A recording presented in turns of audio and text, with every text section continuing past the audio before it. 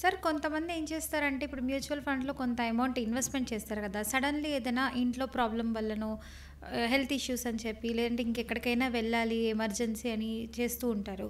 So, అలాంటప్పుడు వాళ్ళు ఆ ఫండ్స్ అన్నది రిటర్న్ తీసుకోవడానికి కుదురుతుందా?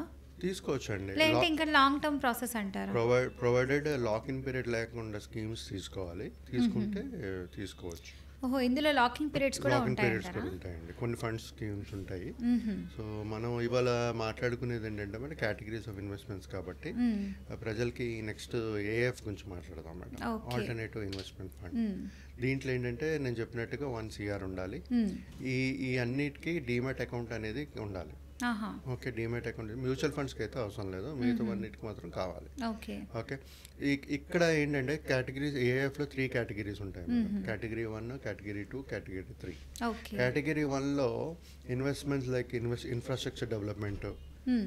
సపోర్టింగ్ స్టార్టప్స్, ఎస్ఎంఈస్, స్టార్టప్స్ ఉంటాయి కదా, అవును. ఎస్ఎంఈస్ చిన్న కంపెనీస్, మీడియం సైజ్ కంపెనీస్, దాంట్లో తర్వాత నేషనల్ ఇంపార్టెన్స్ దీంట్లో హుహు.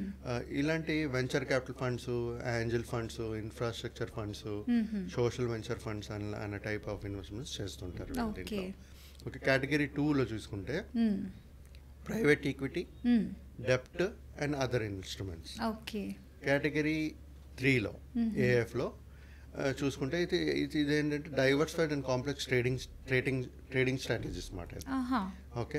ఇంక్లూడింగ్ ఇదేంటంటే షార్ట్ టర్మ్ హెడ్జింగ్ చేయడాలు, returns, private investments in public, PIPE అని అంటారు. ఆహా! పిఐపిఈ అంటారు, private investment in public equity. Okay. అలాంటి దాంట్లో కూడా ఇన్వెస్ట్ చేస్తూ వీళ్ళు ఇన్వెస్ట్ చేస్తుంటారు.